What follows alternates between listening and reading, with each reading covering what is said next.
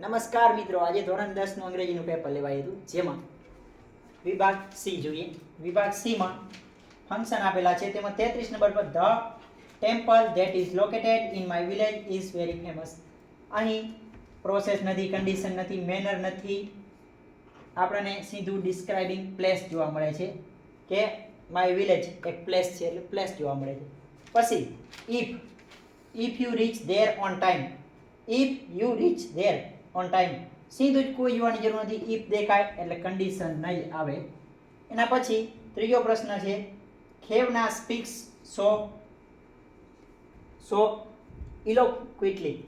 હવે આમાં કોઈ પ્રોસેસ નથી દેખાતી, આપણી પાસે ઓપ્શન એક માત્ર વધ્યું છે, એક્સપ્રેસિંગ મેનર્સ, એટલે આનો જવાબ આવશે એક્સપ્રેસિંગ મેનર્સ.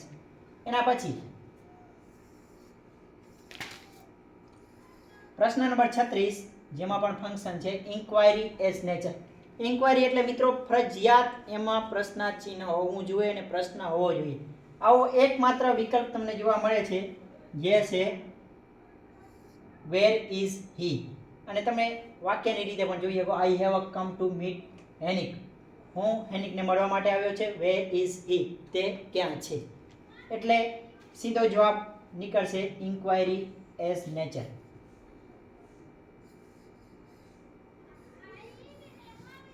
એના પછી Vipasha, what type of a man is your husband. Mummy, આમાં પર્સનની વાત કરવાની છે. પર્સન એટલે વ્યક્તિનું નામ. આ વ્યક્તિના વિશે વાત કરવાની છે, તો વ્યક્તિ વિશે કોઈ પ્રશ્ન પૂછીને વાત ના થાય. એટલે આ ત્રણેય પ્રશ્નો છે, તો આ ત્રણેય જવાબ નીકળી જશે. જવાબ આવશે he is the most charming gentleman. એટલે આમાં સીધી વ્યક્તિની વાત કરવામાં આવી છે. એના પછી મંત્ર અને એક્સપ્રેસિંગ નાઇસિટાઇસ. એક્સપ્રેસિંગ નાઇસિટાઇસ એટલે હૃદયના ભાવો જોવામાં આવે છે. મંત્ર, I have topped in the annual exam mom. તો ધરતીબેન, હવે આ ટોપ કર્યો છે એમના છોકરાએ, તો ધરતીબેન શું કહે છે, what is there two shout about. Mummy એવું તો કે નહીં, what is there two shout about, આમાં શું બૂમો પાડવાની આવે. હવે બીજો ઓપ્શન એવો છે કે ધેટ્સ ગ્રેટ કોંગ્રેચ્યુલેશન્સ, એ આવી શકે. ધેટ્સ ગ્રેટ કોંગ્રેચ્યુલેશન્સ એ આવી શકે. ઓ આઈ એમ સો સોરી, આમાં સોરીનો પ્રશ્ન જ નથી. અલાસ, એ પણ પ્રશ્ન નથી. એટલે જવાબ આવશે બી. એના પછી પ્રશ્ન નંબર 39, 39 નંબર ઉપર છે, Girish will go for the પરિક્રમા શોવિંગ અલ્ટરનેટિવ. અલ્ટરનેટિવ એટલે ઓર, આઈધર ઓર, નાઈધર નોર. હવે આમાં ઓર, આઈધર ઓર, નાઈધર નોર નથી. પછી આમાં આઈધર છે પણ સામે ઓર નથી. એની નાઈધર છે પણ સામે નોર નથી.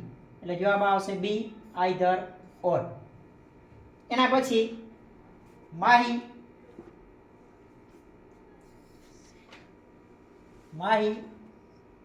Sang very સ્વીટલી showing result. Result બતાવવાનું છે. રિઝલ્ટ એટલે પરિણામ, પરિણામની વાત કરવાની છે. તો Mahi sang very sweetly, Mahi ખૂબ સરસ ગાય છે, તો હવે પરિણામ રૂપે but she got the first prize. પણ તો આવે નહીં.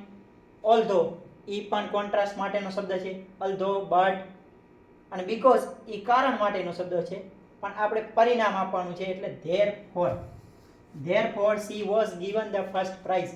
માહી સેંગ વેરી સ્વીટલી, બહુ સરસ ગાય છે, ધેરફોર તેથી માટે, she was given the first price, તેને ફર્સ્ટ પ્રાઇઝ એટલા માટે મળી. 41 નંબર ઉપરનું ફંક્શન છે, ટેક અ કેબેજ. અને પ્રોસેસ એટલે પહેલી વાત તો કે મોટું વાક્ય હોય, એના આધારે જ નક્કી થઈ જાય કે જવાબ ડી આવે. એ સિવાય ટેક ધ કેબેજ, આ કોબી લ્યો અને એને થ્રો ઇટ ફોર વિન્ડો, એવું ના આવી શકે. એન્ડ ચેક વેધર, આ ના આવી શકે. મોટું વાક્ય કયું છે, એક તો ઈ ચોપ ઇન્ટુ સ્મોલ પીસીસ, એને નાના ટુકડાઓમાં કાપો. And garnish with coriander leaves. એટલે આ એક પ્રકારની પ્રોસેસ છે કે એક પછી એક કાર્ય કરાયા છે એમાં. આગળ સરસ મજાનો 42 નંબરનો પ્રશ્ન છે કે some neighbouring countries again our country at the UN, they all their efforts and might defame our country but failed because it was beyond their તો આમાં 1 નંબર ઉપર તમને સમ નેબરિંગ કન્ટ્રીઝ એટલે તમારે પુલ્ડ ઇન આ ત્રણેય શબ્દ લગાડીને ટ્રાય કરવો પડશે. પહેલા આ લોબિટ જોવાનો કઈ જગ્યાએ સેટ થાય છે. સમ નેબરિંગ કન્ટ્રીઝ લોબિટ અહીંયા સેટ નથી થતો કારણ કે કન્ટ્રીઝ પછી ના આવે ધે અને લોબિટ અહીંયા કને લોબિટ આવશે. They lobbied all their efforts and might to defame our countries, but failed because it was beyond their capacity. અને પેલો હવે આ બાકી એક વધ્યો છે તો આ અહીંયા કને પુલ વાળો આવશે.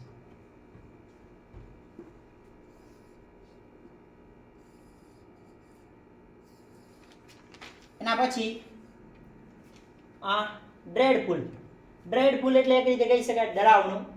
ડ્રેડફુલનો સિનોનિમ છે ટેરિબલ. અને give up never give up ક્યારેય હતાશ થશો નહીં. ગીવ અપમાં તમને ગીવ અપ એટલે છોડવું, ક્યારેય છોડશો નહીં, નેવર ગીવ અપ આ વાત સાંભળીએ છીએ. પછી ફ્રોડ એટલે ડુપ્લિકેટ, ડિસઓનેસ્ટ, ગેંગસ્ટર, ચાઇનીઝ. આ કન્ફ્યુઝ કરવા માટે બે શબ્દો આપ્યા છે એવા ને એવા, પણ ફ્રોડ એટલે ડિસહોનેસ્ટ જવાબ આવશે. પછી સેક્શન ડી માં ઇનડાયરેક્ટ સ્પીચ આપી છે. તો ઇનડાયરેક્ટ સ્પીચમાં આ વર્ષથી બહુ સારો સુધારો થયો છે 10મા ધોરણમાં કે નીચે એના ઓપ્શન મળે છે અને લખેલ આવે છે. બાકી ગયા વર્ષ સુધી એમાં તકલીફ રહી હતી. તો આ વર્ષે પહેલો જ પ્રશ્ન પૂછ્યો છે how do you create new games on your computer. પ્રશ્ન પૂછાય એટલે આસ્કડ આવે. પ્રશ્ન પૂછાણો છે એટલા માટે આવશે આસ્કડ. પછી અભી હાઉ આઈ હી યુ. તો આમાં આદિ માટે વપરાણો છે એટલે હી આવશે. Created a new games on his computer. અભી રિપ્લાઇડ પછી હંમેશા ધેટ આવે. એન્ડ એડેડ ધેટ હી ઉપર કેન આપેલો છે તો કેન નું હંમેશા would જ થાય.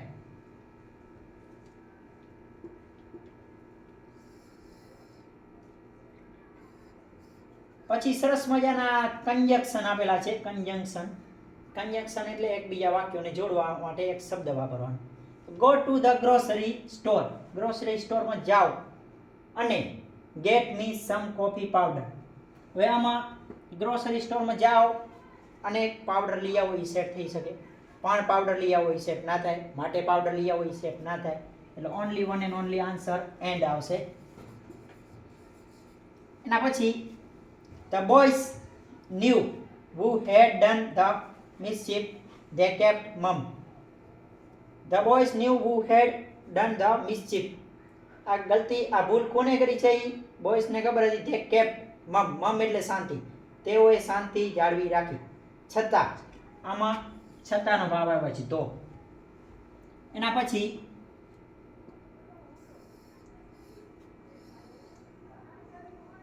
Simran must work harder, she will not achieve her largest. હવે સિમરન must work hard એને વર્ક હાર્ડ એટલે કે ખૂબ જ મહેનત કરવી જોઈએ. she will not achieve her target. હવે સીધો જવાબ છે નહીતર એને પોતાનો ગોલ અચીવ થાય નહીં.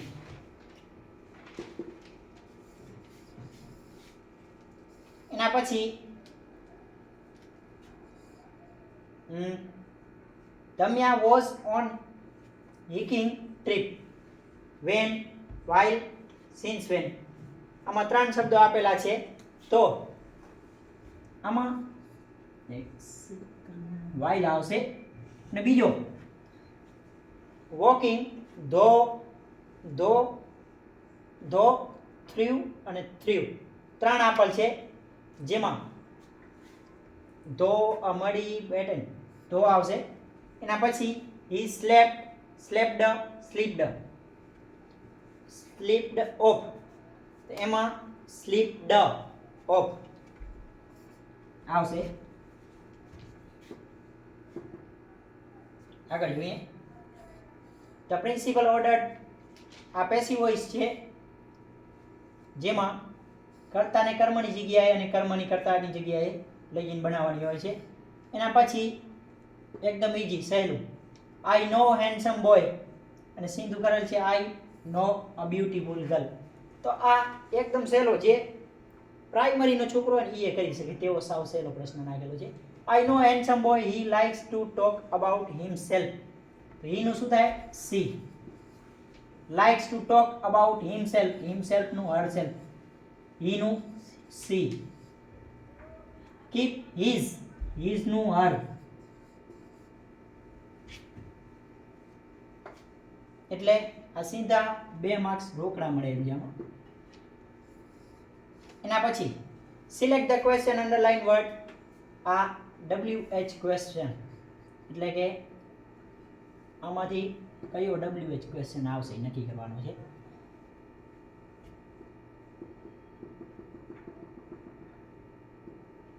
તો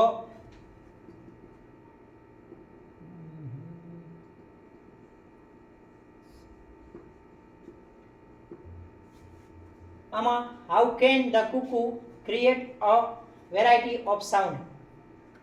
તો ધ કુકુ છે ડાયરેક્ટ જ પહેલું જ ખબર પડે હરી આપણને કે કરતા છે, કરતા માટે હંમેશા વુ જ આવે. એના પછી બીજો પ્રશ્ન છે Niyati join a garba class last year. Last સમય આપેલો છે, સમય હોય એટલે હંમેશા વેન જ આવે, બીજો કોઈ વેન વાળો નથી. એના પછી ત્રીજો WH ક્વેશ્ચન જોઈએ. જયંતિ prepare a 5 wall pieces beautifully in just half an hour. માત્ર અડધા કલાકમાં બનાવે છે. તો સમયગાળો બતાવ્યો છે, કેટલા સમયમાં? તો સમયગાળા માટે હાઉ લોંગ જ આવે. સમયગાળો એટલે હાઉ લોંગ.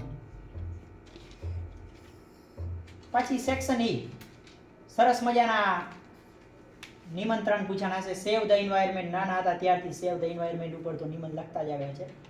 અને પછી માય ફેવરેટ ફીધર ફ્રેન્ડ. ફીધર ફ્રેન્ડ એટલે પાંખડાવાળો મિત્ર. કહેવાનો મતલબ કોઈ પણ પક્ષી વિશે તમે લખી શકો. ડિફરન્ટ ટાઈપ ઓફ પક્ષી, there are so many type of birds. એમાં પોતાનું ફેવરેટ બર્ડ કયું છે એના પર લખવાનું છે. Habitat, special features. એકદમ સહેલો છે. આગળ the problem of home maker. તો ઘણા મિત્રોને એવો ડાઉટ છે કે ધ હોમ મેકર શું હોય?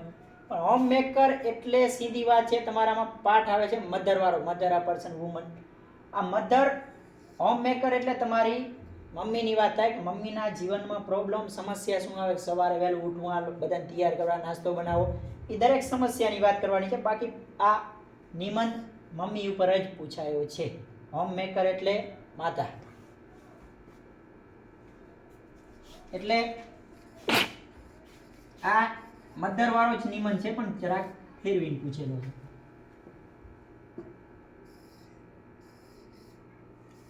એના પછી write any one of the following. એમાં રિપોર્ટ અને ઈમેલ પૂછવાનો છે, જેમાં સીધી વાત કરી છે. Haresh Joshi writes an email to his cousin. કોને લખવાનો છે? એના કઝિનને. એના કઝિનને લખવાનો છે. આઈડી પણ આપેલ છે કે pbj@gmail.com. એટલે ટુમાં આ આઈડી આવશે અને ફ્રોમમાં હરેશ જોશી.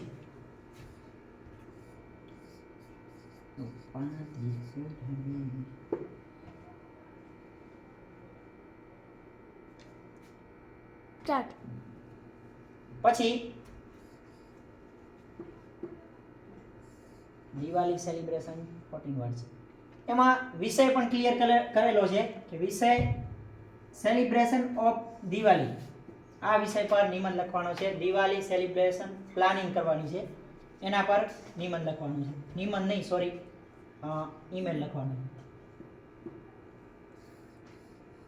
પછી રિપોર્ટની કાંઈ જરૂર નથી, ઓરમાં નીકળી જશે. અને છેલ્લો, લાસ્ટ બટ નોટ લીસ્ટ, છેલ્લો પ્રશ્ન ડિસ્ક્રાઇબિંગ પિક્ચર. નાનામાં નાનો છોકરો પણ આ પિક્ચર ડિસ્ક્રાઇબ કરી શકે. This is a picture of family library, or you can say library also. અને એમાં ઘણી બધી વસ્તુ દેખાય છે, આપણે ડાયરેક્ટ લખી શકીએ this is a picture of library, there are many books in this library, there is a sun in library, there are 3 children in library. There is 1 boy. There are 2 girls. ઘણા બધો આમાં description તમે કરી શકો. ઉપર ઘડિયાળ દેખાય છે, પૃથ્વીનો ગોળો દેખાય છે, બારે થોડાક ઝાડ દેખાય છે, પછી પડદાઓ છે, કર્ટન્સ. આ તમે દરેક વસ્તુ ડિસ્ક્રાઇબ કરી શકો. તો મિત્રો આ પેપર ખૂબ જ સહેલું હતું. આઈ હોપ તમે સારી રીતે લખ્યું હશે અને સારા માર્ક્સ મેળવ્યા હશો. અને તમારે આ પેપર કેવું ગયું કમેન્ટ કરજો. ધન્યવાદ.